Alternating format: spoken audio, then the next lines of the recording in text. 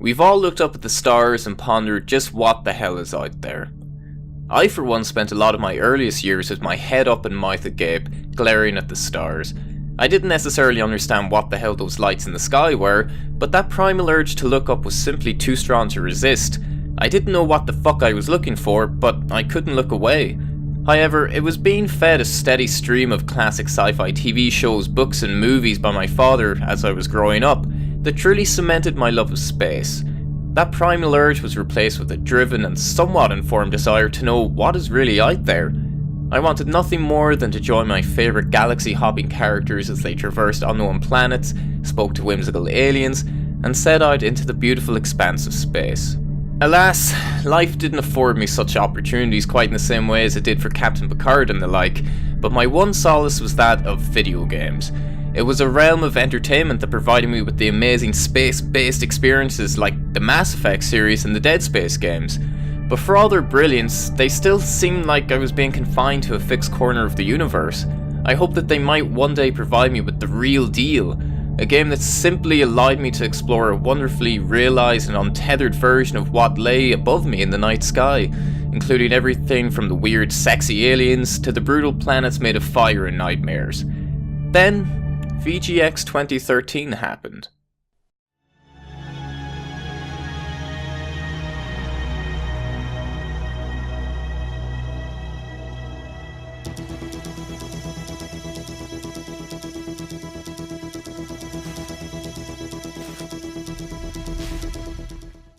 No Man's Sky dropped like a damn asteroid. No game in recent memory captured the collective excitement quite like No Man's Sky. From its initial unveiling all the way up to its cataclysmic release, it seemed to be the ultimate gaming experience that I and clearly many others were waiting for. It had everything going for it. A little indie studio jumping into the sea of giant gaming sharks with a game so ambitious and technically impressive, it seemingly put all those other huge companies to shame. A young, hip Irish director with a lackadaisical dress sense. And remember kids, nothing makes the people love you more than dressing like them. Plus, even if some people think it's condensed evil in hindsight, Sean's goofy little laugh could melt cheese from across the room. No. Moreover, at the time of the game's announcement, the industry was in the midst of the indie game boom, when indie games were getting more praise and attention than ever before. The game even had the distinction of being formally introduced at Sony's main media event during E3 2014. At that point in time, no independently developed game had ever been featured at a centre stage event. In the time that followed, the bold statements from Sean Murray about what would be possible in No Man's Sky, along with its various trailers and primetime interview segments, had people biting at the bit to get their hands on the game. Your game popped up at the very end of the press conference, and I think just kind of blew everybody away. Hello and welcome to GameSpot's The Next Big Game. This month we feature a game that nobody had heard of a mere 8 months ago, but one that has captured the imagination of gamers all around the universe. A game about exploration, a game about the desire to see what's over the horizon. It's that same desire that has people around the world desperately wanting to know what type of game No Man's Sky really is. Can you just release the game right now? Nobody would want that. The hype had reached critical mass, and I was fully indulging the idea of stepping into the shoes of an untethered space-hopping adventurer who was ready to face any whimsical challenges the vast expanse of space could throw at me. No Man's Sky was it. It was what I was dreaming of whenever I was a child, drifting off into my imagination while looking at the night sky. It had promised the sun, the moon, and the stars, and I couldn't wait to get lost in them. Then the game released. Hold on,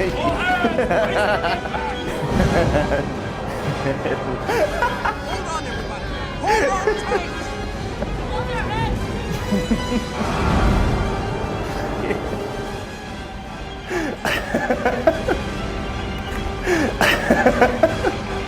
What's in this game?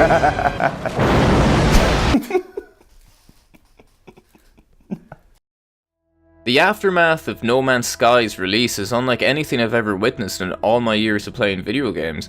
It was truly a venomous reception that must have had Sean Murray contemplating taking off into a spaceship himself and seeing what greener pastures lay out there. Claims of deceptive marketing, missing features, and outright lies quickly progressed to mass refunds and the moniker of No Man's Lie. Add in the radio silence from Hello Games during all of this and you've got quite a fucking mess on your hands. What had promised so much had delivered so little. But why did this happen? Well, if you'll be so kind as to listen to this dumbass's opinion, I reckon there are a myriad of reasons why No Man's Sky's landing was not like this, and why it was more like this. So, in no real numerical order, reason number 1, Sean Murray was fucking everywhere. In the years leading up to the game's release, Sean Murray had an interview schedule that would make a Hollywood actor blush. He was literally promoting this game at every given opportunity, and his reach transcended the normal limitations that video game developers have in regards to avenues for promoting their game. I mean, this guy was on shows like the Stephen Colbert Show, and that just doesn't happen to video game developers. Since then, the gaming world's been dying to know the release date. I'm guessing it's fairly soon since you're on my show. Can you give us any idea of when that might be, or is it still a secret? It's still a secret. Okay, great. Don't All trust right. the Let's code. talk about the thing that everybody wants you to release, No Man's Sky. What is different about it? It's a space game, right? Right. What's different about this game that makes it like quantum leap from earlier gaming platforms? Well, what we're trying to do is make Shite. an entire universe generated by the computer, and then we're going to set people loose in it. So By entire universe, be you talking mean with your mouth something full of the shite, size Sean. of the universe. exactly, yeah. So like 18 quintillion planets. 18 That's the amount of quintillion lies. That's a hard number to wrap your head around. Are you ever worried the game might get boring after visiting the first You're trillion? fucking right, Steve. With this increased reach, people who don't even play video games were aware of what No Man's Sky was and who Sean Murray was. No Man's Sky seemed like a big deal because of the multitude and magnitude of Murray's interviews, and that only sped up the hype train. Speaking of Murray's interviews, reason number 2, Sean Murray's broken promises / lies. This was the primary reason people were so pissed in the wake of No Man's Sky's release, and justifiably so. I mean, it's hard to deny that Murray had a large part in building an unobtainable and outright false image of the game, particularly in regards to the prospect of multiplayer. Will you be able to play with your friends? Yeah. At no point in the lead up to No Man's Sky's release did Murray state that many of the promised features were to be added at a later date, so based on what Murray said in his numerous interviews, it would be fair to deduct that those features would be in the finished game. If he had said clearly to people that the plan was to roll out updates over the next year or two, then I firmly believe that the game's release would have been met a lot more favourably than it was. There's very little wiggle room to argue against Murray being misleading prior to launch, and the whole fiasco was a big breach of trust for players right out the gate.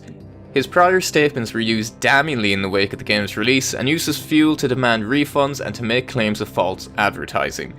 Speaking of refunds, reason number 17, the price tag. Here's what would have been the easiest remedy, in my opinion of course. Charge 40 quid for it. The 60 quid price point put it on par with AAA games of the world, and when you're in that kind of company there is a distinct degree of expectation that comes with it.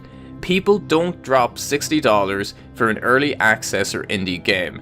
They drop it in exchange for a highly polished, finished product.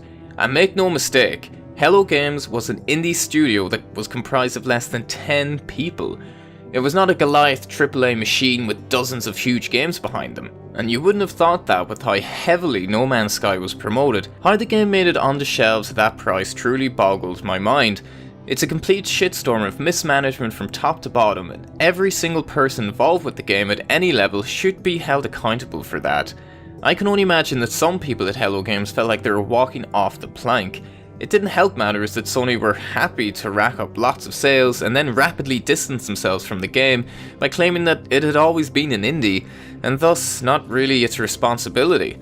A lower price hike would have done wonders to quell players' imaginations and expectations about what the game will be, and it might have left a bit of much needed leeway for people to be pleasantly surprised, as opposed to bitterly disappointed. Speaking of imaginations, reason 24.5, players' imaginations. Imagination. I'll put my own hands up and say that I was utterly seduced by the initial trailers of No Man's Sky. I'm not ashamed to say it. Upon seeing that little ship warping around planetary systems without loading screens, my imagination ran rampant with the seemingly infinite possibilities, and my mouth ran rampant with saliva. I gladly played the gullible baby while Sean Murray spoon-fed me grand words of how wonderful the game will be. Against my better judgment, I wanted to believe that this will be the one magical game that I've been waiting for. Looking back, it appears that the media lapped it up as well, and Murray's affable demeanour seemed to disarm a large percentage of the gaming community's normal skepticism. When such a cloud of hype envelopes something, it becomes an arduous task to look at it in as objective a manner as possible. I mean, precisely what kind of game was I and everyone expecting? How many features or mechanics could possibly even be implemented into one game, never mind an indie game? I feel like No Man's Sky should serve as a warning to both players and developers alike. Its hype was a dangerous waltz perpetuated by the developers' willingness to tell stories of the game's grandeur and people's eagerness to listen to them without questioning. I was personally guilty of building up a game that could only exist in my mind, not in reality. No game could ever meet those expectations, as I was fueled by a yearning to unleash my inner Picard. And you know what? I'm actually sick of talking about the hype, and at this point you're probably wondering, what the fuck did I think of the actual game? So yeah, No Man's Sky in its release form was definitely not the game my deluded mind had conjured up so lovingly years before. I played the game for roughly 15 hours at release, and within a few hours it became clear to me that it was not going to be the experience I was gleefully anticipating. It was as if I was almost incapacitated with a wave of disappointment. The sun, the moon and the stars suddenly seemed further away than ever before. The game just screamed that it was released before it was ready. It wasn't even a case of the features that were being present being unpolished or half-assed. They were simply a multitude of promised features that were nowhere to be seen. It was like having a cone without ice cream. The whole thing just felt empty. Resource gathering was more laborious than it needed to be, and the planets, while vast in size, comprised mainly of a few points of interest that were copy and pasted from planet to planet. And Jesus Christ, the aliens! Don't get me started. Let me put it this way, they were not the elegant, mesmerizing creatures as portrayed in the game's trailers, they were fucking horrifying. Now, the game was unabashedly ambitious in its scope and was beautifully crafted in terms of its retro-futuristic graphics a la Logan's Run, and its glorious soundtrack courtesy of 65 Days of Static, but the controversy surrounding the developers' dishonesty drowned out any voices of objectivity, and the developers, once again, had only themselves to blame for that one. No Man's Sky seemed like it would be forever condemned and remembered for nothing other than its horrendous release and backlash, but the game that has emerged from those dark days years later is becoming something to marvel at.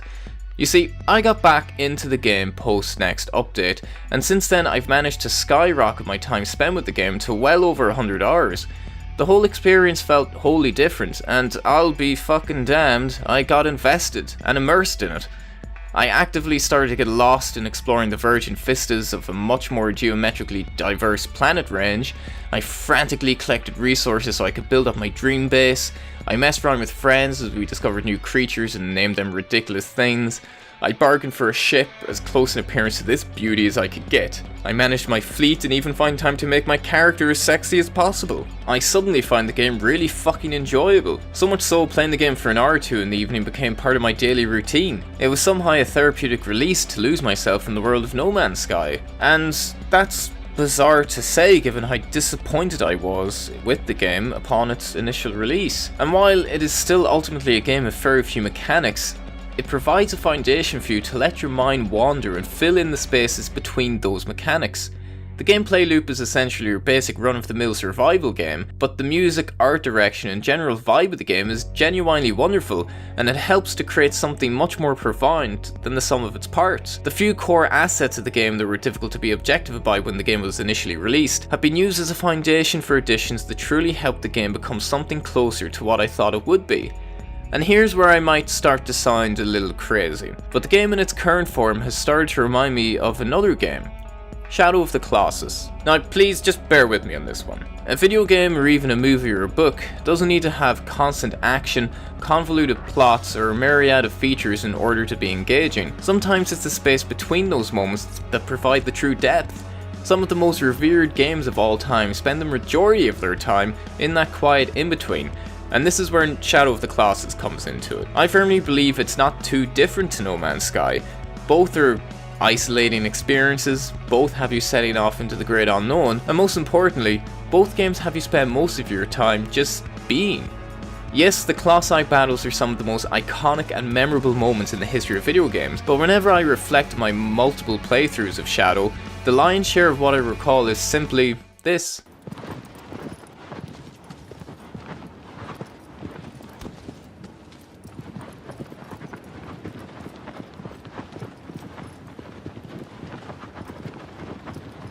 This can be seen as repetitive and uninteresting to some, or it can be seen as a somber, thoughtful traversal through a mysterious world to others. It's really in the eye of the beholder. All I can say on the matter is that the more I played No Man's Sky post next update, the more I started to feel immersed in something that I once thought was mind-numbingly boring and disappointing. The more I played of No Man's Sky, the more I felt like I was no longer wanting. I was simply being. The legacy of No Man's Sky will forever be intertwined with the debacle upon release. It ended up not being the all-encompassing space sim that was promised and was built up in people's minds alongside misleading trailers to create an uncontrollable whirlwind of hype. It stands as the ultimate example of the game industry's willingness to hop on board such a hype train, and one that can no longer reach its destination, as the train was being driven by its passengers, with the driver having long lost control. It was destined to crash in the manner it did, and when you look back on it, it's a great shame that No Man's Sky had to be the vessel in which harsh lessons were learned, as the product as it is today is substantially better than what it was when it was first released back in 2016. The updates it's received have fundamentally changed what No Man's Sky is as a product, and with No Man's Sky Beyond being announced for the upcoming summer, it appears that Hello Games still harbour desires to improve and build upon the game well into the future as we approach the 3-year mark since its launch. However, the product was and never will be the lasting problem with No Man's Sky. The problem is everything that surrounded it building up to its release, and the total breakdown of reasonable communication between developer and customer. The declarations of grandeur from its creator fed into outright lies and manipulations in regards to core gameplay features. No amount of interpretation can excuse that. It's blatant. Maybe laying the cards on the table prior to release that the game is an early access game with many features to come down the line could have helped avoid so much of the hoopla. But hey, the ink is dry on that possibility. Some people will rightfully not find a place within themselves to forgive Hello Games or Sean Murray, but the ink isn't dry with the game's future. They've done a lot to earn back goodwill to many of the people that felt shafted, and if I'm speaking purely for myself, they've earned mine. They've not earned my trust, mind you, but I respect the fact that they stuck with the game when the easier option would have been to remain underground, never speak of it again, and move on to the next project. They fucked up. Badly. But due to the team's hard work, No Man's Sky, as a game, no longer reflects that fuck up. As time moves on, the game is all that will remain, and as I ponder just how No Man's Sky will be remembered, my mind keeps jumping back to a particular question. Should the burden of entertainment rest purely on the game?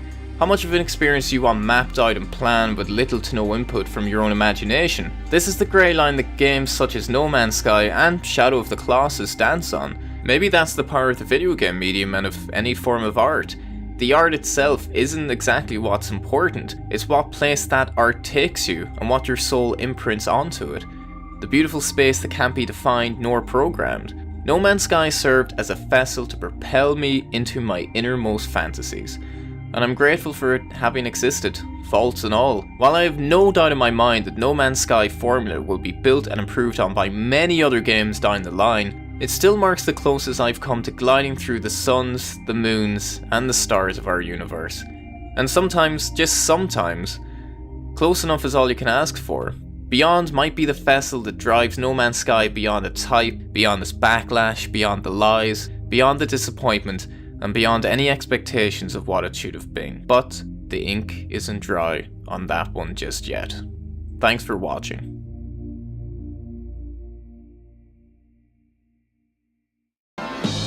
think it's gonna be a long, long time.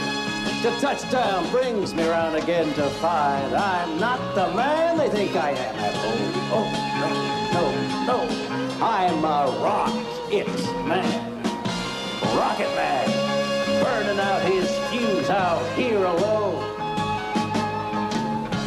And I think it's gonna be a long, long time.